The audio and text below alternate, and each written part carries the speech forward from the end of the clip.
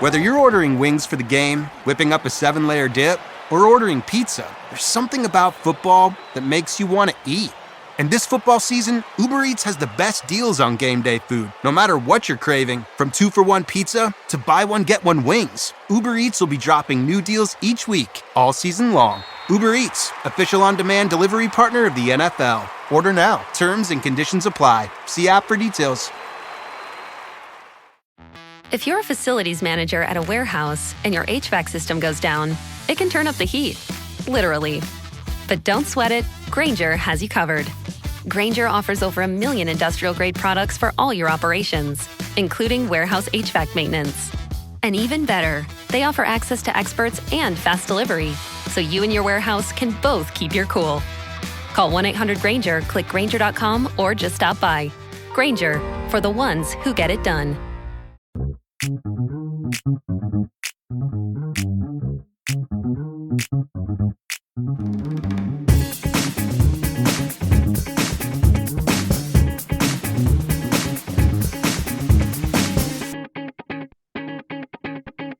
Back with another episode of Keeping Current with Kansas City. It's been a little bit of time. We kind of missed a week. A lot of things going on.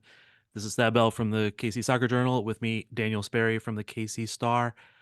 There's a few things to talk about from that game, man. Was there anything that kind of stood out to you?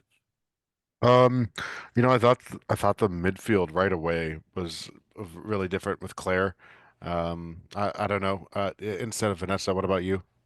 Well, I mean, there was multiple VAR calls. There's a little Yeah, bit of controversy there. yeah. What is and isn't a handball, and what isn't dog so apparently. Yeah, I mean, it probably could have went either way. Let's see. Yellow on Haley and Ellie, and I think Haley may miss a game. Yeah, Haley will miss the next game. Um, that there was the incredible pass from Claire Hutton, of Oh, course. that was beautiful. But one of the things that led to Haley getting that yellow was a really good back and forth battle between her and Hawking. Was it Hawking? Yeah, Penelope Hawking hacked Haley first and got a yellow card for that. And then I will say that she didn't get the yellow card for actually hacking Haley Mace.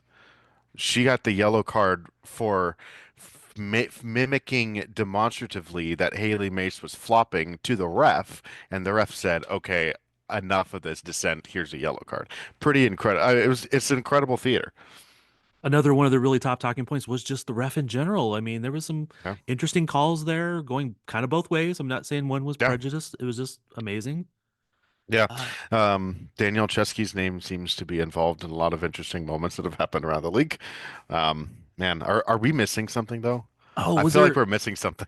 Oh, Who scored? there was some big reaction that Blanco had to something. Was that what you're talking about? There was a meme or a GIF about that now. There is now from oh boy. How long could we have let that one go on for? I don't know. Of course, the moment of the match. How could we forget, right? How could it be ignored? How could Of anybody miss that part? all the great things, not just in that game, but in all of women's soccer, especially U.S. centric, this weekend. Temwa Chawinga breaks the NWSL record for goals in a season. She does it in game 23. Just a no, game 24, my bad. 24th game, her 19th goal of the season. She has 19 goals and 6 assists. That puts her at 25 goals and assists. I have been trying to confirm whether or not that is the highest goals plus assists number in league history as well in terms of just goals scored, but if that's the highest number of total goal contributions. So haven't found a good answer from that one back yet, and I have honestly been kind of lazy in my research on that as well. No, that's cool. And just for the record, we were kind of making fun of a tweet from Attacking Third Yes. that The listed. tweet listed a lot of interesting things, one of them factually incorrect, that happened around the women's game this weekend, but failed to mention the fact that the all-time record for goals in a season in the National Women's Soccer League was set by a player who was in their first season in this league and was never heard of before setting foot in this league, to be honest. Yeah, that was a little weird. Which one was factually incorrect on their list of things? It had to do. Let me see if I can pull up the tweet now because I want to be factually correct. So Well, I was gonna give you a shit and say why start now, but you usually are factually correct. I mean, we have sometimes do miss on a little number here or there, but uh, let's see. Ah, it was that Liverpool women played at Anfield for the first time. The Liverpool women have actually played at Anfield. They did a Merseyside derby against Everton at Anfield a few years back. So that was Okay. the one. All Not right.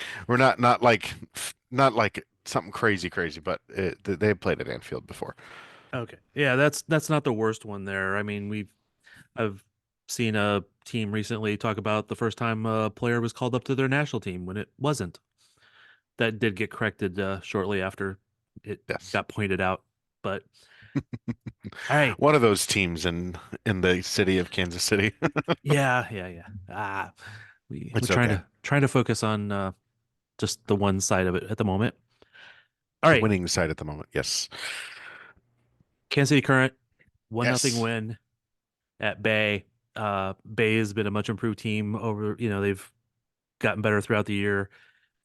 They gave them a good game, but Temwa not just gets a goal, not just gets the record-setting single season record goal, but it was a banger.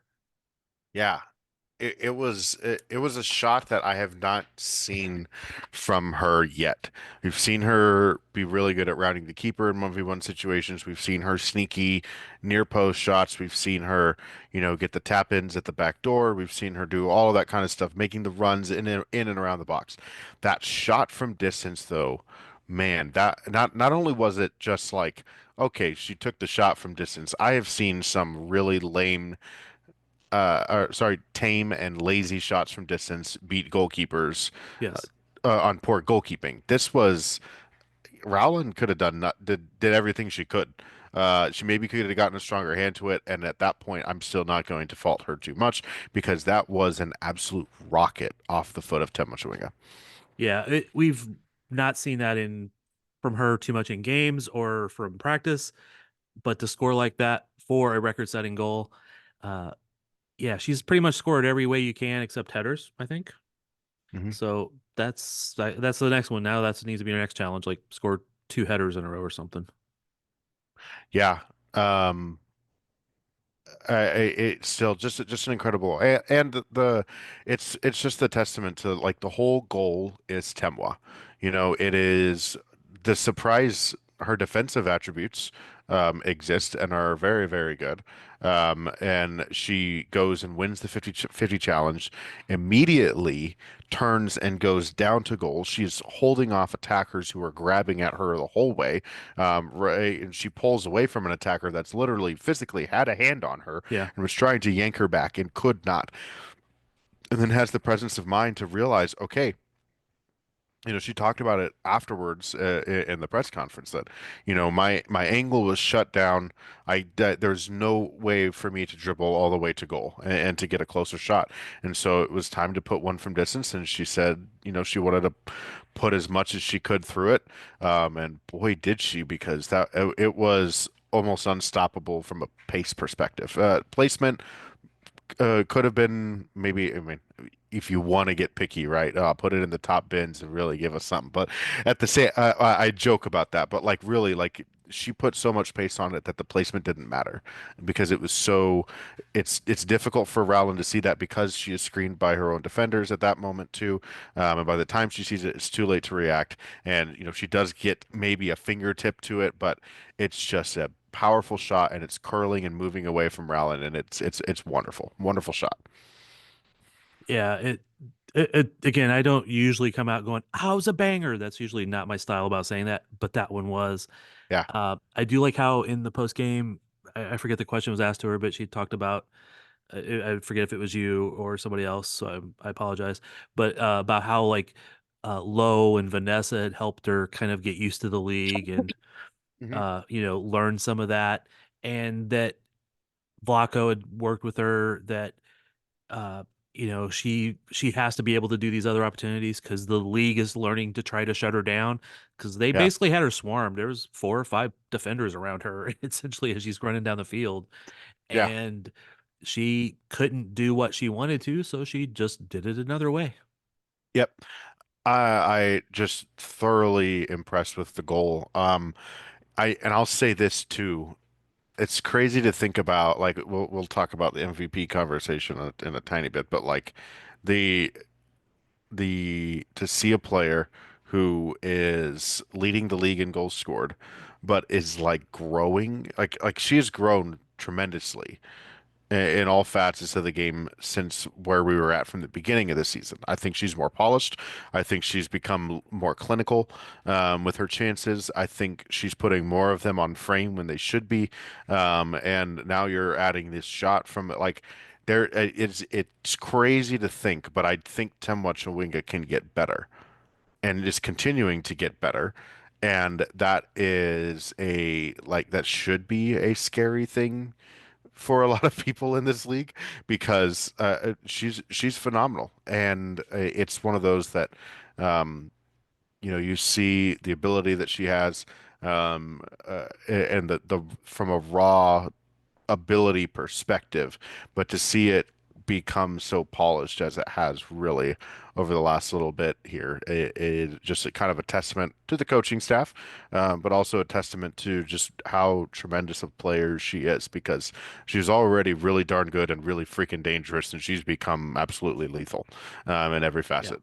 And I know early in the year we discussed a number of times that she was a volume goal scorer. She had to get a lot of shots to get her goals, and that has steadily improved throughout the season.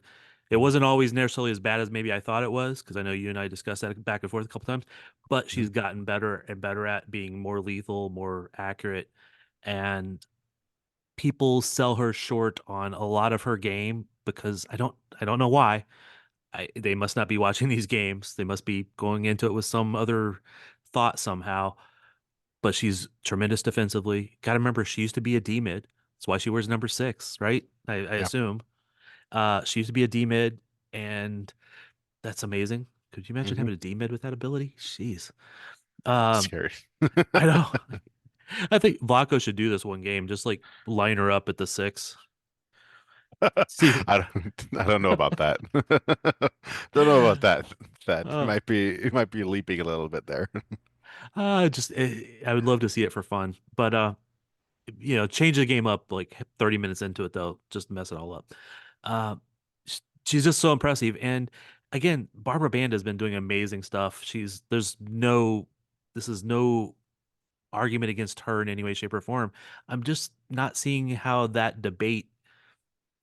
so many people are still leaning towards Banda for an MVP versus Temwa. I think for the longest time it was because she was doing what Temwa had done, but in less games. But the problem is that as in the long run, it's going to be about a 4 or 5 game difference, but it's really going to be about a 4 or 5 goal contribution difference, unless Chawinga's goals dry up the next 2 games and Banda has 2 hat tricks in their final 2 games of the year. Yeah. I think to me like if Caroline can is the winner of the MVP award last year, then like there's no reason to think why Chawinga absolutely should not be the MVP award winner this year. Because I mean she leads the league in goals plus assists. I'm looking as I'm going through it myself. So far I do think the 25 is it because no one has had the right combination um, of goals and assists to do it. The closest I found was 23 so far. So it's just one of those things of like this is a historic season, and she is by and large. I mean, some of these, just 6 of these are game-winning goals. There are some of these that are game-tying goals that are Yep. not part of that stat. She's she scores with the right, she scores with her left. She's done it from inside, outside the box. It's just one of those things of like there is not a player in this league right now that is as unstoppable as she is. And I think to me, that is the she has the stats to do it. to show that she should be an MVP, and she has, the eyeball test. She passed the eyeball test as well. Banda's an incredible player, and I think Banda technically might be the more polished striker. I will say this: the more polished finisher and striker out of the two players. However, I think Chewinga has been the better player in this league this year. Yeah, I would agree. Again, Banda started as a more polished player, and Yeah. Temwa started as an amazing talent and becoming a more polished player overall, with just every Mhm. facet of her game. Again, nothing against Banda. I think any other year we're Ba probably going, Banda is very clearly number two for me. Like yeah, it's not. I mean, it will be my vote. Very at this moment, I don't think much is going to happen in these next two games to really change that. But it will be uh Temwa and then Banda one and two for me. And I suspect there's going to be a lot of ballots that are going to go that way too. yeah. Unfortunately, I think there might be a lot go the other way too. But that's okay. I, we know that Temwa will have deserved it most likely by the end of this season. All right. Uh, Anything else from that game? We went through like a whole bunch of the kind of just fun stats to kind of poke fun at the attacking third thing. Claire got the start versus Vanessa. Yeah. That amazing pass. Yeah, the amazing pass, the pass is incredible. But there's also like there was a couple of other passes too. I just think that Tabinia was more free in the 10 role than she has been all season because she had two true sixes underneath her. That's the first, I feel like genuinely, I feel like I'm crazy for saying this, but I feel like that's one of the first times they've been able to run that formation like that. Because at times when Dabinia was in, she was playing for Bia at striker because Nichelle Prince wasn't healthy. Right. And so or she was playing on the wing because Cooper was out for a little bit. Like there was a couple of games in there where they had Claire and Lowe and her, and everybody was healthy, and they were able to run that setup. But that was the first like extended period of that midfield, and there were times in that game, actually, even maybe going back to the game against Portland, I think actually set up that way too, if I recall. No, Vanessa was on the field in that first half, so I take that back. But there was so ignore the Portland game. But that there were times in that game where it looked like that game in Portland, where the Current were counter pressing and pinning them back in. They were playing it out of possession and creating a bunch of opportunities. They had a lot of really dangerous get to the end line and serve the ball across. A couple of lucky bounces through somebody's legs, or somebody being lazy in their defense, that ball ends up in the right spot and it's a tap in. So just overall, like I thought that was one of the I know the score line wasn't very dominant. They didn't score a ton of goals, but I thought the Current played a really good game there. And outside of that first 5-10 minutes, I don't think I felt in one way, shape, or form threatened by what Bay FC was doing. Like I guess I don't think the Current were threatened by what Bay FC was doing at that moment. No, they had the possession stats, but as sometimes you can look at possession and say, okay, you dominated a game because you had possession, but there's other ways of playing where you give up possession, you allow the other team to have possession, but you just don't allow them to do anything with it. And this is Yeah. what the Current have been doing for a while now, of allowing other teams to have more possession majority of the time, and then just punishing them when they get the opportunities. It's Yeah. uh, so I love a good possession game where you dominate that, but it's also fun to watch somebody run at goal several times a game and score. So it just yeah, it was just a good overall game for them. It's continuing down that process of being able to win games that are 1-0, 2-0, 2-1 sort of games that you're going to need to do when it comes to playoffs, because those are all going to be tough games. Yeah, for sure. Um, yeah, just I mean, obviously the back line we've talked at length about the last couple of times we've been on this podcast. Again, just solid. Um, they had some nervy moments in the first half, but I think they Yeah. finally cut out some of those issues. They went away.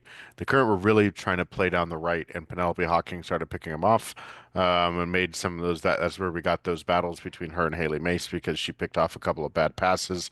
They were a little sloppy at times in the first half. The second half was purely clinical out of the Current back line, and I didn't think, like I said, in the second half, I don't think there was one thing Bay FC did that remotely threatened the Current goal. And I thought that was an impressive um, closeout of the game from the Current.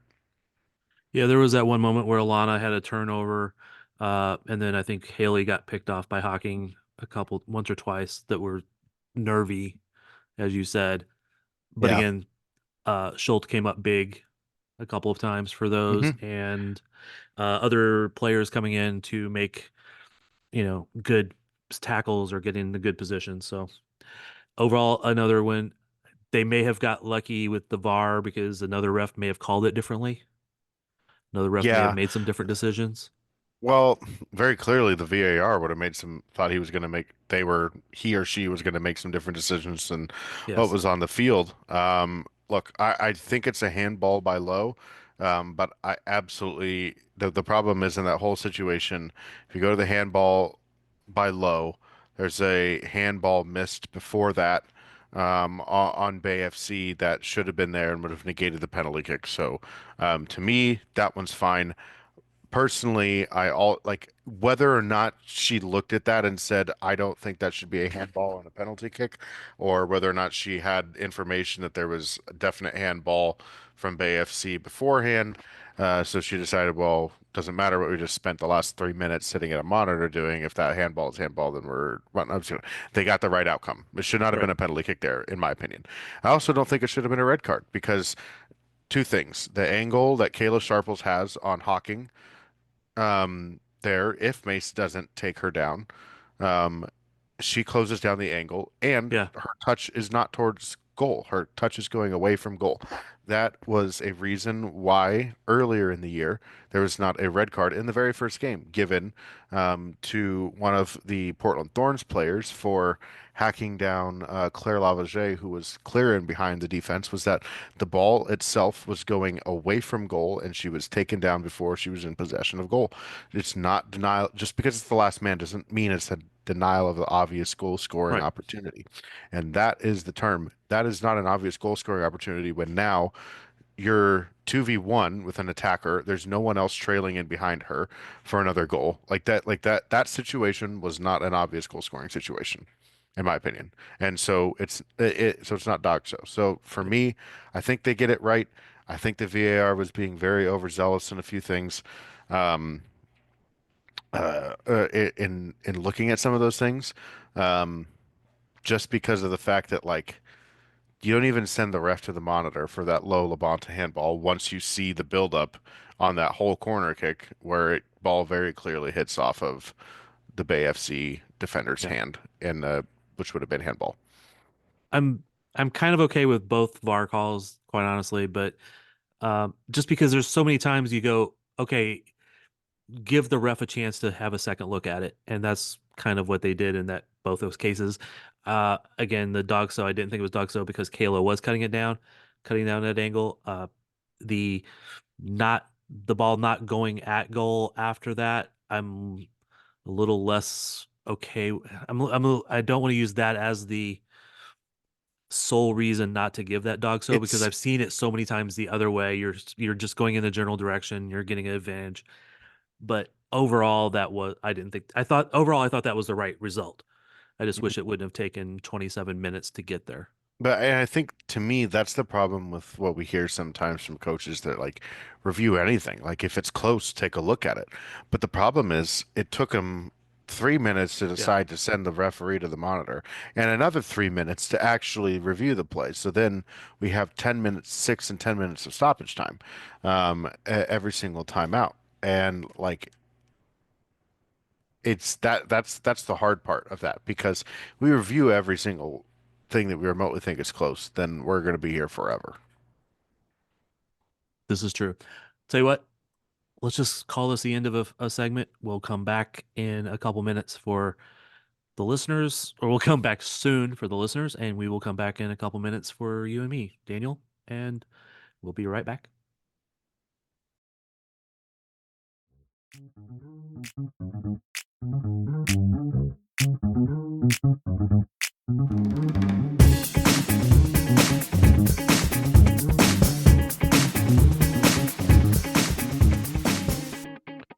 All right, back for the second segment. One thing we I think we mentioned earlier, but we talk about stuff before we start recording, so I want to make sure we didn't forget this.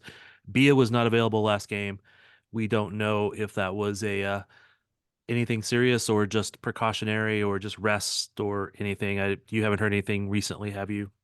I have not heard anything definitive about what it is. It popped up on the injury report as a surprise to everybody.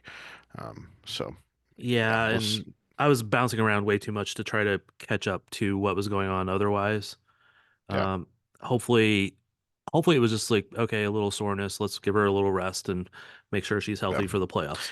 Yeah, I thought it was interesting. The game before, who did they play 2 weeks? Louisville.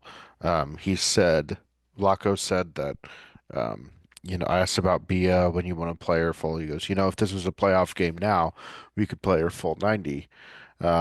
Pretty sure she played full 90 against Louisville and then is out the next game, which is not great.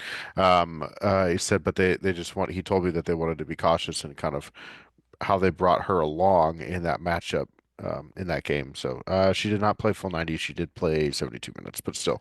So they've been kind of slowly bringing her on. Um, okay, we'll see. We'll try and get more information this week. Um, Practices Yeah. tomorrow, training tomorrow, and stuff like that that we can be out at. So we will attempt to ascertain why Bia is on the injury report and how long that will be. But I wouldn't be surprised if there's quite a good bit of preservation a part of that. Yeah, that was where I leaned at first, was just kind of making sure she was going to be available for later on in the year. Um, I don't think she's even halfway back to what she was, but just halfway back to what she was is still a big help on the field of what she can do. So, Yep. if she could get back into the groove and full health, that would be a really big boon for the playoffs. Any other last words from this last game? I think we've talked about VARs, we've talked about refs, we've talked about a record-setting goal that apparently attacking third didn't recognize. Um, Michelle Cooper, um, how good she is does not show up in the stat sheet enough for people to appreciate what she brings by being on the front line. Like, like I think people want to see from a winger, especially a forward, they want to see high goals and assist numbers. And that's really all they care about. But what Cooper does, not only defensively, but offensively, how her movement is so tricky. If you watch that whole first half, so much of what the Kansas City Current were successful at offensively and were so dangerous over the final half hour of that first half, because the first 15 minutes were not great. Um, it was all Michelle Cooper down that right hand side. And I thought like and Jordan Angeli thankfully was picking up on this, but like Cooper's game has gone to another level. It's the press, it is the physicality, it is the ability to win 1v1 duels, it is the quality of the service that she gives, and it is the constant danger that she provides because she is always high, she's always pressing, and she is always in a spot causing problems for everybody else. And a lot of teams try to play around her, and then Ellie Wheeler's on the other side doing that to them as well. So along with Temwa. So I think it's just like that I want that was just one thing that stood out to me from the first half was just how good Cooper has been, and I don't think it's getting enough recognition because a lot of people it's been fun like reading Reddit and Facebook is everyone's a much better tactician than Vlaco in those spaces, and sometimes we think we are on this podcast. Um, uh, well, but I think we do always try to give credit due here. We are people commenting from the outside and And I know I always try to make sure that we're not seeing the daily in between the lines kind of stuff, right? No, So when we might think a player does something better, we're not seeing what they're doing in practice or their health and some of this other stuff. But yes, it amazes me that people are not seeing what Michelle does.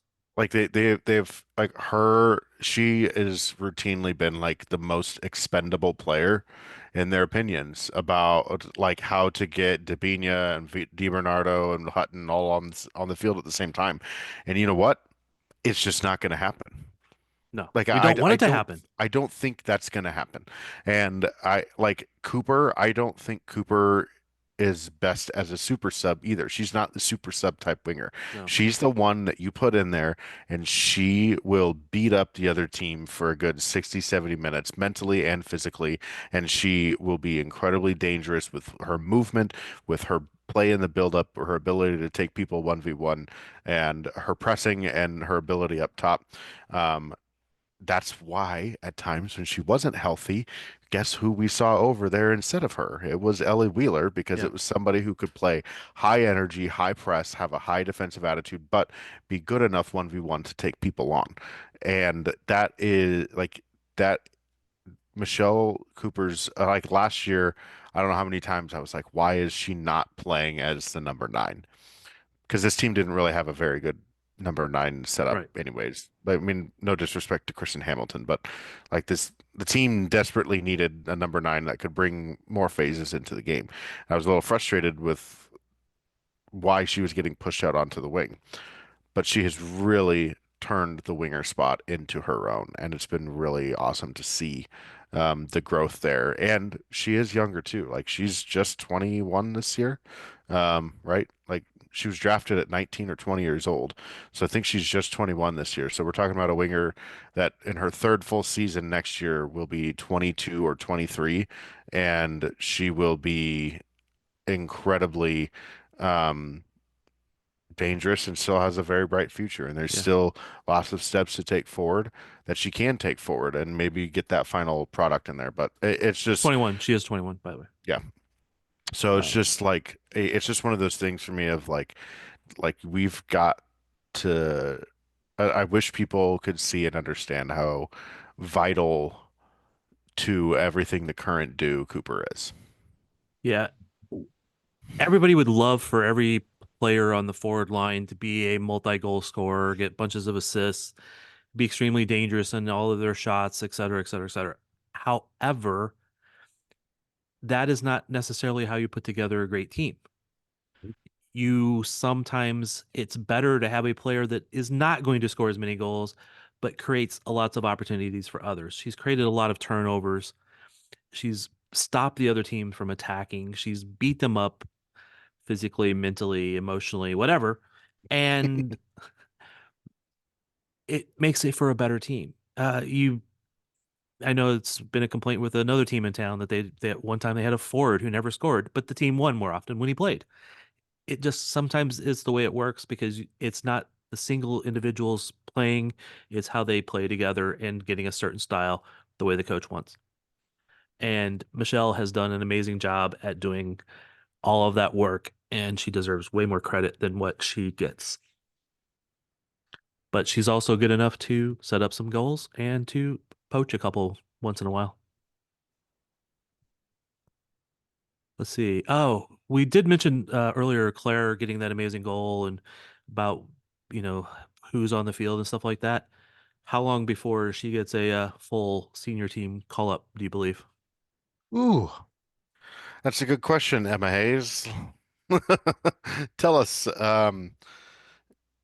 I wouldn't be surprised if it's something that we see maybe over the winter or later this summer, um, or later ne into next year. Hutton's been really, really good. And Emma did say that they were going to do a futures camp this January or whatever I think that's what she Yeah, called it. And I took it to be like on the men's side, they will do Camp Cupcake where they'll bring in players who are not no, normally full national team players or ones who are recovering from injuries and things like that.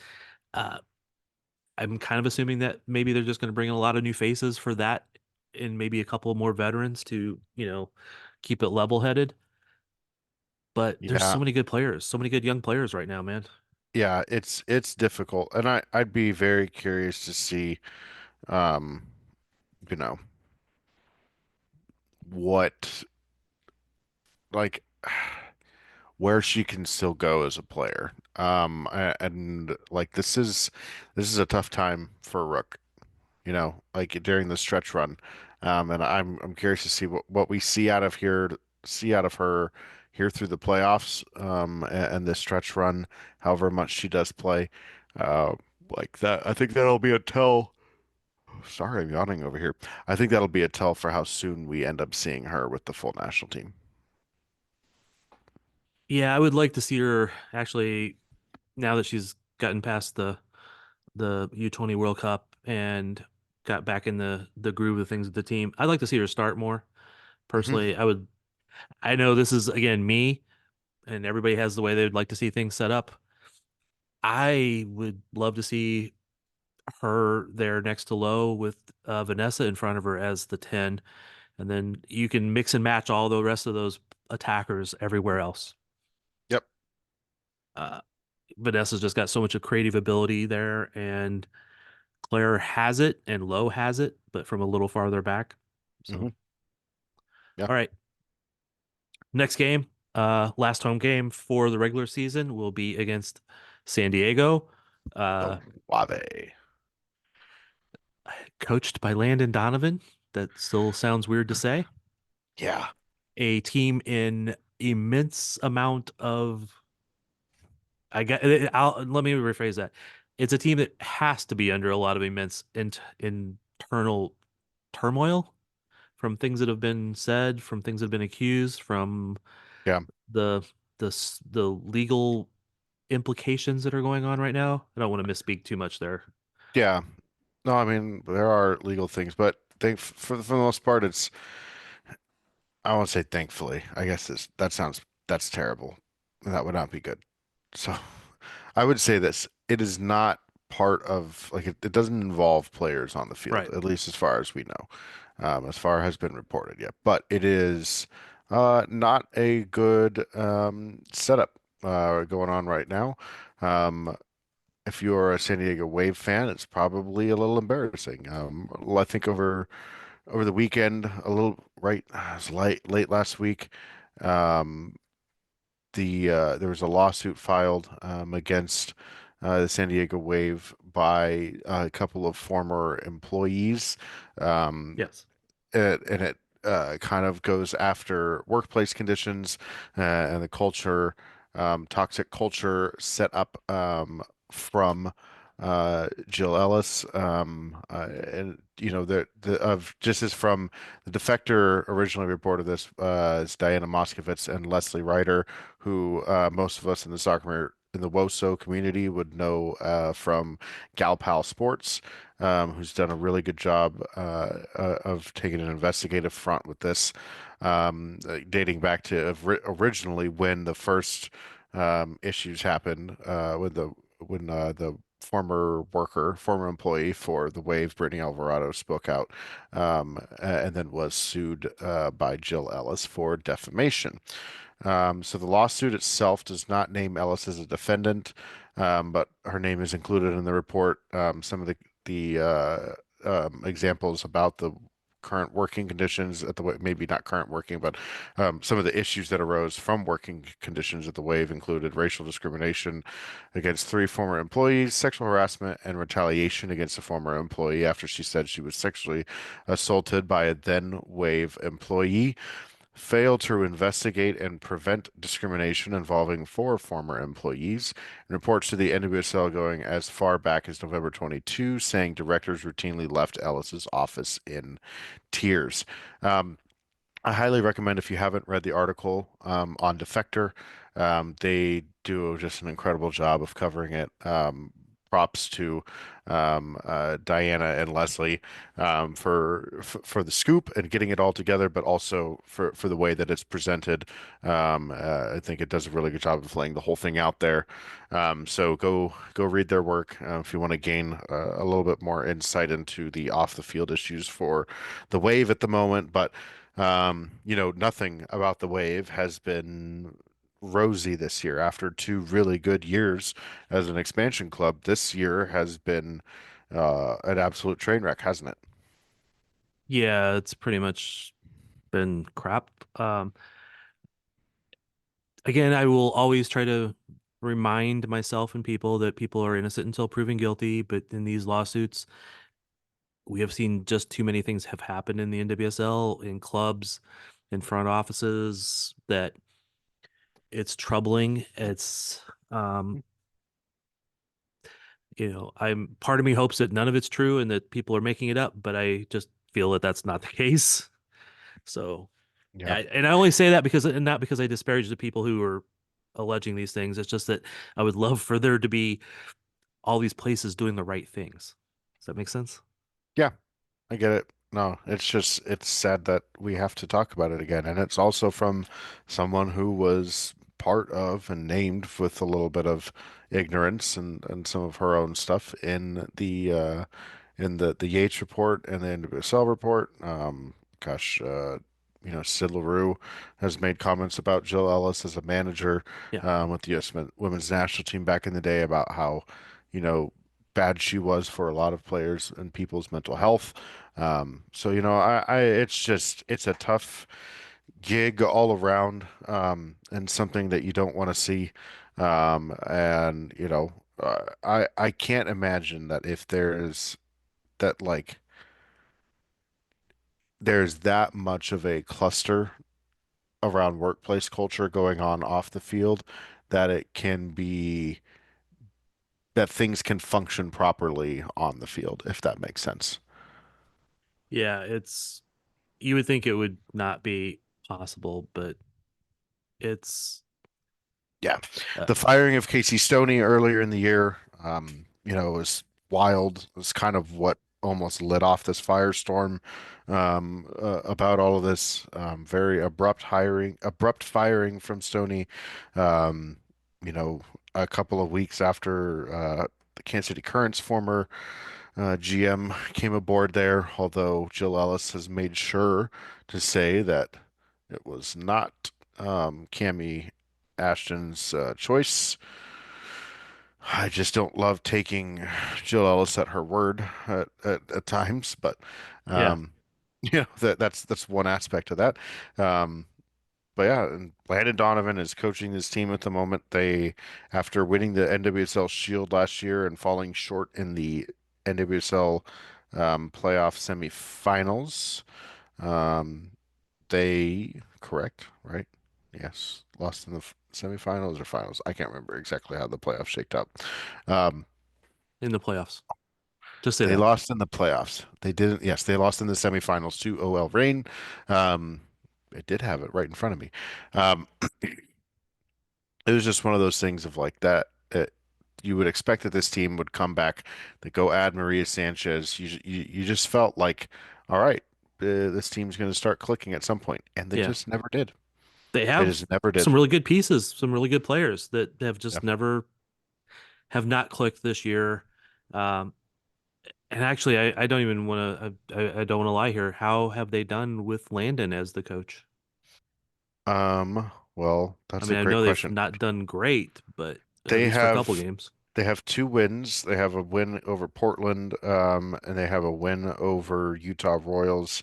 So they had two wins in the month of September.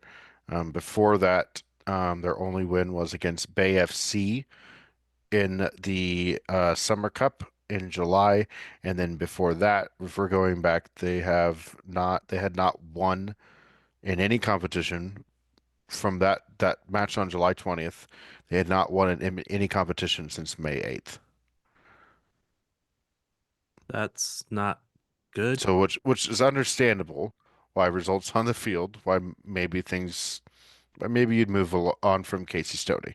You could also understand why Casey Stoney should maybe have had a little bit longer leash, considering the fact that they just won the NWSL Shield last year.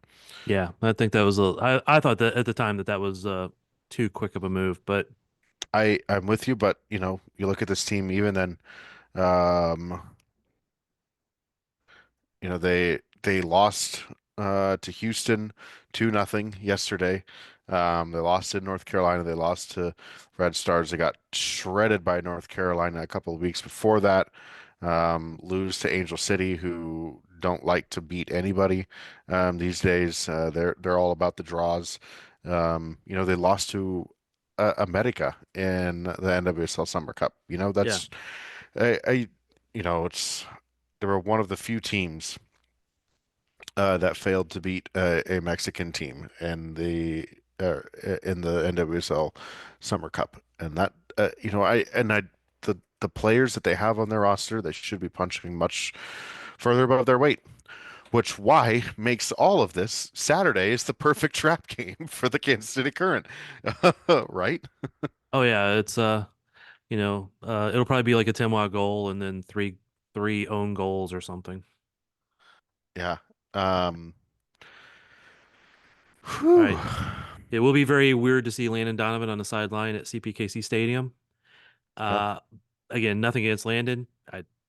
He's not proved himself as a coach yet because he's still young in that journey, but we know how good of a soccer player he was. He did good things with San Diego Loyal in the Yes. USL. I'll say that. He Yeah. did very good things with them. But All right. coaching the women's game is different. Like just flip-flopping, I think is a little bit It's different. it's different, but it's still the same game. It is. I I mean, there's some things obviously that are going to be different. yeah, There's a little more speed and this and that and stuff like that. But you can maybe ask a left back to play a ball all the way up to the far right wing that you don't do as much in the NWSL. yeah, Although, I mean, a lot of women players can switch that ball pretty damn far. yep, It's just going to be a little less often you have the players that can have as much distance or strength or speed, but really the game is still the same to me. yep, I mean, yeah, it's 4-3-3 or whatever, whatever tactic is the same. It's just going to be different players on the field. All yeah. right. Since you've already predicted the current will lose, I won't go any more detail of that. I'll ask Vlaco about that tomorrow. Okay, Sperry's already asked or already predicted you're going to lose. What's your thoughts on that? Is that how I should do this? I'm just kidding. I'm kidding. Well, I don't know, man. I might do that because it would be funny. But moving beyond that, last two I games of never the said season, that. I just said it's a perfect trap game. that's not what I heard. Anyway, last home game, against San Diego, then they'll be on the road. Uh, who after that? Dang it. Chicago. Chicago, sorry. So both are winnable games. They can win this out. They still need a little help to move up to third or second. Yeah, they need to win. Well, let's see. Gotham this weekend will play against Orlando. And if Orlando can do them a solid and get a draw, um, and the Current can pick up a win, the Current will leapfrog at least into third to get out of Yes. fourth. Washington, I believe, has Chicago and then North Carolina, which is also tough. So Yeah, it's they stand a chance. It's a reasonable chance. It's not completely in their hands at this point. yep, But they are both winnable games and they could come out of that with 6 points and they want to just to keep the momentum going. yeah.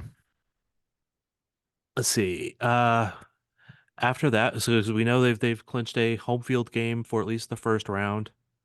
Hmm. Because they will finish at least fourth, could be higher with these next two results. Uh, we've heard some rumors on the Boston NWSL team potential name. I almost feel like this is like some kind of prank going on. I don't get it, but what is the name that you have heard? So the team is Boss Nation Football Club, but it's BOS Boston. BOS Nation Football Club is the name that they are rolling out, which is I mean, per it's not official CBS. yet though. Not official, but this is per CBS Sports sources. Um, the issue is if CBS if they know this is the thing that they're putting out there. This is like set, man. Like you don't start leaking the day before about what's going to come. uh, unless you're stuck on that rollout, man. Uh, Like, do you remember the Jeff Kassouf brought this up on Twitter? Do you remember what Racing Louisville were originally supposed to be? No. It was like Proof Louisville FC. Had to do with it being the whiskey, like whiskey proof. Oh, And everyone said, "Wow, that is horrendous," and they changed it. yes. Please, for the love of God, Boston, change this. And I mean, I think Boss Nation. Louisville So the also changed website, their logos a couple times too. They're pretty quickly. the website the website, if you want to go to it, is by the time you're listening to this, you probably already know. Um, the website is toomanyballs.com. And if you go to the website, there's a countdown to the unveiling of the team name and the team branding and all that stuff in their colors, which have all along been this green and black. And it says there are too many balls in this town. Straight up, that's what it says. There are too many balls in this town. And so this whole sentence. This is great. Thank you, Sandra Herrera, for writing this in the way that it should be. This is from the article on CBS Sports. Fans will have official colors, logos, and a Too Many Balls campaign to rally around after a special fan celebration at Dick's House of Sport in Boston on Tuesday. So Okay, this so this is just wild. The whole thing is odd, and everyone's confused by it. The jokes write themselves, but like the name itself is just horrendous. Absolutely horrendous. again, I'm almost hoping that they are pranking people that this is not the name, but we got to make fun of somebody, and this is also weird because I just went to toomanyballs.com, and we are recording this at right now at this moment is 10:07 p.m. on Monday night. The website Too Many Balls says that all this stuff will it's giving a countdown of 5 hours and 22 minutes from now. Yeah. Like, why are we going to be unveiling this at 3 in the morning or whatever that is? Well, it'd be Eastern time. Okay. Why would they be unveiling it at 3 o'clock Eastern time or 4 o'clock Eastern time in the morning? I don't know. Not Don't know. 9, not 8, not noon. I'm sure it's going to be like a 7 a.m. release. Although New York is the city that never sleeps, man. Oh wait, that's New York, not Boston. I'm. Yeah. Oh gosh. If you're gonna, like, you might as well edit that out. That's terrible. No, we're leaving that in, man. Uh, there's times I'll take something out when we like really misspeak something, but no, we can make fun of each other here. This is fine. This is a safe space. You can talk about too many balls.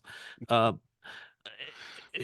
is this the green too? That's an ugly green. If this is the web page, like I So, don't know if that's their color, okay, but I'm hoping so not. as at time of recording, because we're doing this, this is from Sandra Herrera on Twitter. The event clock or the site clock is set for 4 a.m. Eastern time, and the fan event is scheduled for 6:30 p.m. Quite the gap. Do you know if they're hiring a social person, a event planner? Because they need to. I'm They need telling to you. hire, like the term yes men, like they need to hire a no person. Just someone that listens to all their ideas and just says, no, stop, stop, don't get ahead of yourselves. Like, what are we doing? Like, look, just I'm available to be hired as a consultant on this and say, this is a terrible idea. Okay. Okay, Convince me why this is a good idea. Any of the part of this so far. on the spot, you come up, we're gonna pause for 5 seconds. You come up with a better Boston women's soccer team name than Boss Nation FC. Okay? We'll pause for 5 seconds.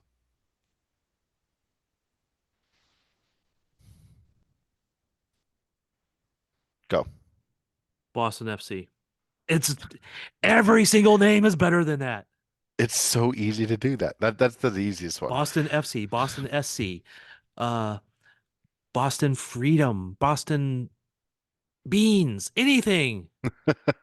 I mean, Like it's just like, Boss Nation sounds like it's an indoor soccer place. I mean, it like here, this is Boss Nation. There's Soccer Nation here in Kansas City. It's an indoor soccer place. Actually, if it has really good Mexican food, that doesn't sound like that's what would happen. It has really good Mexican food at the concession stand. Last time I ate there, it had some really good carnitas. But it sounds like an indoor soccer place, not a professional women's soccer team. I mean, I'll grant it's probably better than Magic Jack I for mean, anybody there's who got to be. remembers that. Yeah, the Boston, to me, I think Boston Freedom is great. Right. If you felt like you had to do like a Kansas City Current, like the super American name, and the NWSL loves to do um uh names that do not work as proper nouns as their proper noun. Boston Freedom FC. Call Liberty. it good. No, no, Freedom because of the Freedom Trail. Yeah. I mean, but I'm just Yeah. going with those names. Yes, freedom. I think that's the one I said earlier. But yes, all Or of those. Liberty, freedom, uh, I why not Bunker Hill Ball Club would be better than this yes. Boss Nation. Like there's so many. Boston is a city that has so The much Boston history. Mass. I think that's way better. Boston Mass FC. That would be good, wouldn't it? It's Like not bad. It's not it's bad. I oh mean, there's just like the Freedom Trail. Like there's so many. Like I just think of the Freedom Trail. There's six. I'm just looking at because I have this looked up right now. There are 16 historically significant locations on the Freedom Trail, which is a 2.5 mile trek through Boston. I've walked it. I walked it not sober, but I did walk it. And I'm telling you, like, there's so much, there's so much that they could have done. yeah. That was not this. Again, that's why I'm hoping that this is some kind of prank, man. I'm literally hoping that by the time that everybody listens to this pod, you'll be going, "Ah, you guys were pranked." I'm good with that. Yep, I'm in. I will admit it, but uh, I trust that Sandra Herrera and other people have the accurate information and that they have not been Mm. misled in some way, shape, or form. But I hope they have. But you know what? It will be fun to play against them next year. Watch Kansas City play against them next year, and we can make fun of that name all over again. I would have actually been better if it was like Boston Boss, like BOSS, you know?